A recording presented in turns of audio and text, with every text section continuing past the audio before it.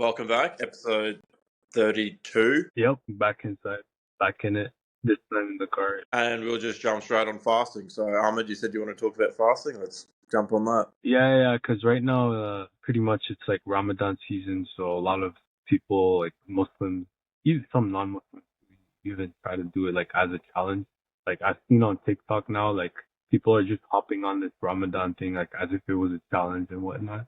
But yeah, like it's fasting season in general, so that's why I wanted to go like talk a bit more about it. So pretty much kind of like the going back to like the reasons behind fasting, like the main reason like being like getting closer to God and like just uh kind of like not relying too much on food, water, and like relying more on just your own body and what you can like give pretty much what effort you can do. So yeah, it puts you in a state of like calmness, puts you in a state of like gratefulness, like being grateful for like the little things that you have, basic necessities like that some people around the world don't have. You kind of appreciate. So that's another thing too. So you kind of reflect a lot on that. Another thing that fasting does, right? I mean, if you're on like say a health goal or a fitness goal, for example, right? Like fasting can help you accelerate that a lot. So let's say if like people are a bit more like heavy or like they have more weight on them, right? Fasting can actually help them accelerate the process of, shedding fat or like losing weight. Yeah, obviously it takes a bit more effort, like I would say mentally. I remember last year I used to fast like Ramadan and like go to like hit the gym like 3 times, sometimes 5 times a week. It was crazy. But like the amount of like how lean I felt, right? And how light I felt and strong like at the same time because I was still pushing like the same amount of weight like throughout the month. Like I wasn't losing my strength because I was still eating well like, after sunset before sunrise and like I was feeling like super super lean, right? So like my body can like I can actually feel like for example, yeah, I could feel the strength and the just the feeling light, right? Because you're not carrying extra water, you're not carrying food in your stomach while lifting. Yeah, you're So, just cutting right off, just cutting the fat right off. and on top of that, like because I was also doing like I was on the whole calisthenics journey, so that kind of helped a lot too because it's all body weight at the end, right? You're not putting water and food in your stomach, and you're working out like for what 7 8 hours, no food, no water. Your body's going to feel a lot lighter, a lot like you can pretty much like achieve like a lot of your goals quicker in terms of calisthenics, right? Yeah, And push ups, muscle, I don't know, like 90 degrees, like all these things, like obviously that takes a lot more time, but yeah, it's also a balance too, right? At the end of the day, it's still a balance, right? Like you can't just tire yourself too much when you work out while you're fasting. well, you have the advantage of being young though in your position. Yeah, for So sure. you got a bit more leeway than what, let's just say, someone who was doing it who was in their 50s or Yeah, yeah. 100%. But it's still a push at the like mentally, I was still feeling like, like I had like a lot of rage inside me, right? Like, so it's still like, you see, like, that's the other thing with fasting is like, it pushes you to self-control, right?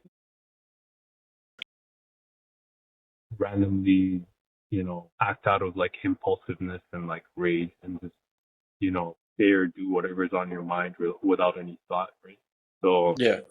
that's another thing that fasting, like, what you do consciously while you're and yeah, you do feel it more sometimes when you're pushing yourself, when you're exerting yourself to that limit, right? Because you're gonna Yeah. feel like pissed off, obviously. Like there's no food in your stomach, you're working out, you're like tired, and you're still pushing yourself. So you can clearly see like it also builds like mental fortitude, right? That's builds kind of mental resilience, you can say. Yeah. Just because it's so difficult going without anything like really, besides dawn and dusk. Exactly. And you're still like pushing yourself physically, right? Mentally. Yeah, and then mentally as well. Like if you got a job that's like, let's just say if it's like all intellect based, like what you do or what I do, it's like, yeah, Pretty much. Yeah. Yeah, pretty much. Yeah, so then that's one of the other, like, you could say challenges that kind of builds you actually develop yourself, build yourself, you learn like self control, and while kind of taking on more on your shoulders. yeah. Not just The in just like I've noticed because I hang around one of the guys who I box with. He does is a Muslim, and he's just like he takes like more how should I describe it? It's more responsibility on whenever he's during Ramadan, just because he's like that's what I need to do. Like, do exactly. you do the same thing, or what's your sort of goal during that period? What do you mean that he takes on more responsibilities, as in Like he's he trying? has obviously he's got fasting and then like family, but also he's got like he's trying to put more on his plate, like more that he like has to do or more so gets to do. Yeah, yeah. I mean, it's like every Ramadan, it's like you try to take the full benefit of the month, right? So the more good that you do in the month, the better, the better the results, right? At the end of the month, Yeah, like it's like a transformation, you could say, a transformational period of the year, pretty much, because you're exerting yourself on all planes, right? yeah, that makes Some sense. years, yeah. Some years though, it seems like for example, if you're like, I know a lot of people, like, I mean, even in my time when I was a student, it becomes really challenging when you're in exam. Sometimes if you're doing like, if you're like in a specific, you're doing some kind of sport that involves like certain commitments, like, for example, training like super early in the morning. Like, I remember when I was young, I used to do like soccer, Yeah, pretty much. And like I had some trainings where I was like, I had to be up at like 7 a.m. and then go on the pitch at like 9 a.m. while fasting.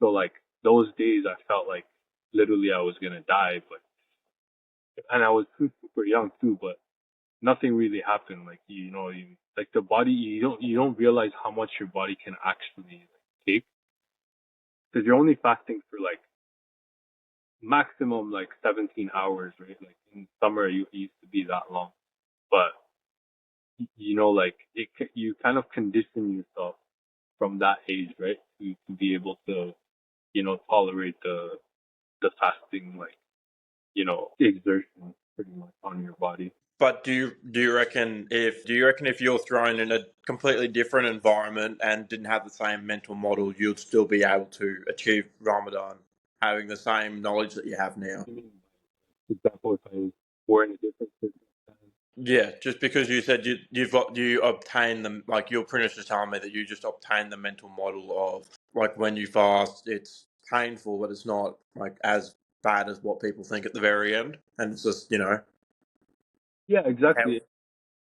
It's really like, to be honest, the mental model comes before the fasting, I would say. Like, you have to have it, like, it's not just like fasting will like condition your mind and make you think like, oh, this is actually good for me. Like, obviously, like, you're doing more work for yourself. You're doing something that, that's tough, right? Like, kind of like, anyways, like, pretty much you're doing something tough and you're exerting yourself to a limit. So, it takes some kind of mental framework before that, right? Like you have to know that you like, first of all, like the reasons you're doing it and the benefits, right, that you're getting out of it, right? Those are the things that you're focused more on mentally, right? Like those are the goals that you set for yourself mentally, and then you go into the with that yeah. intention. But you're not gonna just hop in, like go on like for example, like these people on TikTok doing the like Ramadan challenge as if it was like some kind of like new TikTok dance or something, like Some some new trend or whatever. trending But challenge, like, trending challenge or something. yeah, like because you're fasting, right? So it's like, if you don't, first of all, you don't prepare yourself mentally and even physically too. Like you have to be you have to know what you're eating. Your diet has to be like very well like thought out, right? Because you could be like harming yourself more in a way, right? Like the Yeah, fasting, instead of the benefit, you're getting more harm. Even mentally, you're gonna start like hating yourself. You're gonna probably go on some eating disorder. Like it's not gonna be good, right? So you have to know how to like you have to know how to prepare for it, pretty much. Yeah, Like it's 100. You can go like some people they go on like sleeping disorders, they go on eating disorders, like so you have to be very careful, right? You can't just go on it like as if it was some challenge. It's not something but to that's not the right mindset to have. It's also connecting you with God, and also the other mindset I exactly. think is important to have is the resilience and like knowing if you can. Like, I mean, even like coming from someone who's in Australia, the most I do during Ramadan is like a complete food fast from sunrise to sunset, just because I've done the water fast. It absolutely killed me mentally. And I'm just like, I'm just gonna stick to just a food fast because that's all I can do at the moment. So it's just basically I'm still building up those blocks to actually get that result. Just because I think it's a good way to challenge yourself. Yeah, Whereas like as you're saying, yeah, exactly. It's a mental. Like, you're not gonna. It's not just like you just pop into it first time. oh, It's I hopped like if into it you and almost died the first day because I was doing a whole bunch of manual labor that day. exactly on top of that you're doing manual labor, so it's like it's even more physically exhausting. Yeah, But yeah, that's one of the like my advice to people who want to start doing it. You have to kind of have like some kind of preparation before, right? Spiritually, mentally, physically, even your diet, right? Like everything. So you can't, yeah, pretty much. You have to know the reasons why, right? Getting closer to God, having a deeper connection to people who aren't so fortunate in the world, and like just giving more, with whatever you have, being grateful for the minimum or that you're alive and everything. So that's pretty much it, right? yeah. I think it's also a good way to also think about it that you're enhancing your own gift to the world because a lot of people actually, I've noticed this, a lot of people don't understand that you give your gift as in your time and your energy to people. And then, like, during this period, you can enhance it as well as obviously giving your stored value, which is money or time to actually help those people out. But yeah, I'm just saying if you learn how to increase your like worth and your value through this time, it'd be another perfect way to give back. And one thing that's super interesting about what you just said is, giving your time and effort to people so that, you're giving value to people at the end. That really ties into entrepreneurship and like starting your own business, right? Because, the only way to really make more money is to know how much value am I going to give out to people. And when people actually see that value, they're willing to pay you, right? And that's how you bring in cash. That's how you make money. And the more you can give value to people with the minimum that you have, the more profits you're going to be making, right? Because you're Yeah, not taking more to give more. You're keeping the same what you have. You're not taking more, and you're able to just give more from what you have. And fasting pretty much as like it puts you in that state, right? It puts you in that mind. so it puts you more in that state of being a giver than a receiver. Yeah, being more of a giver and not taking more, right? You're just you're taking you take what's enough for you, right?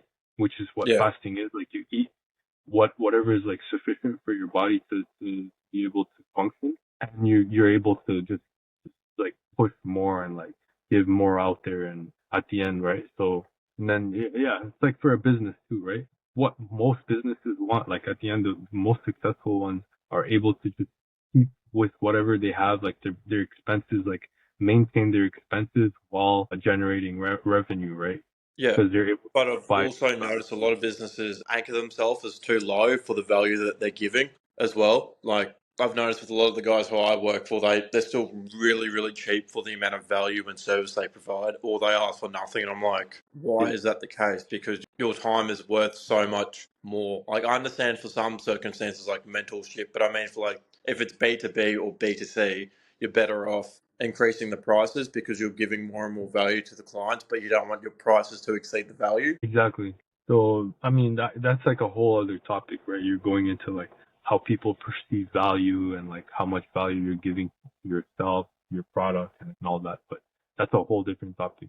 But yeah, just going back to fasting, like like it just at the end, right? You have like when you put yourself in the right positive mindset behind it, you start to see like the real benefits and actually experience them, right? And like Yeah. see yourself like transform. So that's all I gotta say. I mean, one more quote, this all is, I would say, like, fasting is an offering of emptiness to show where fullness can be found. It is a sacrifice of need and hunger. So yeah. That's a beautiful word in itself. I'm just So gonna yeah, that's put all I'm trying that. to say. That was a good episode.